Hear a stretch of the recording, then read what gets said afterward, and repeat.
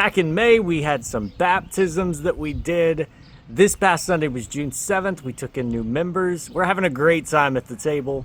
And Pastor Jeremy preached to us from Romans chapter 10 this week. This is the gist.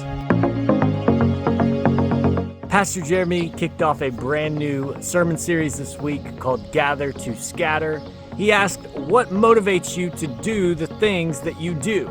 Hopefully the motivation for us when we gather on a Sunday is so that we can scatter and share the good news of the gospel with others. He shared with us that in Romans chapter 10, Paul is describing the people of God, the Israelites, as people that have zeal for the law. In other words, their motivation for the things that they are doing is for the law. They are clinging to the law as a way to be in right relationship with God rather than Jesus. And now Paul is coming in and he's saying, hey, because of what Jesus has done, God's intention is that all be saved, not just you, the Jews. And Pastor Jeremy talked about an invitation, how when you get an invitation to a party or a wedding, you're completely unaware of what the event is until you receive that invitation.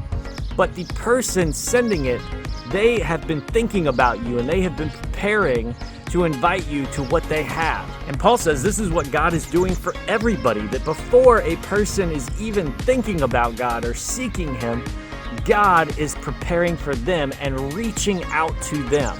And Pastor Jeremy said we as the church are to go out into the world and walk alongside God as He is drawing people back to Him. Pastor Jeremy talked about prevenient grace, that how in the Church of the Nazarene, we believe that the grace of God is freely bestowed upon all people. And he said, if we serve a prevenient grace kind of God, are we willing to be a prevenient grace kind of people? And if it is true that Jesus truly wants all people, including people that we don't like very much, to be saved, to come to Him, then why would we not also want them to be saved?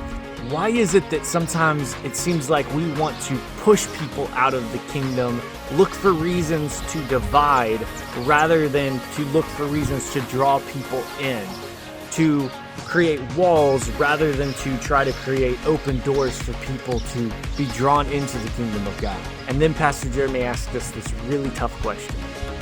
Are we more motivated by people's need for salvation, or are we more motivated by our own comfort?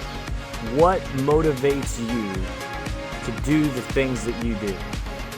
How beautiful are the feet of the messengers who bring God's good news to those around them. That's the gist.